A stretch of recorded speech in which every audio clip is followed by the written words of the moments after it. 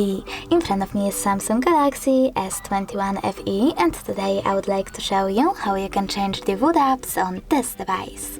First of all, go into Play Store and download your new default app. In my case, it will be Chrome browser. So I already have it. Now I can go into Settings and scroll down. Then select Apps, choose Default Apps over here.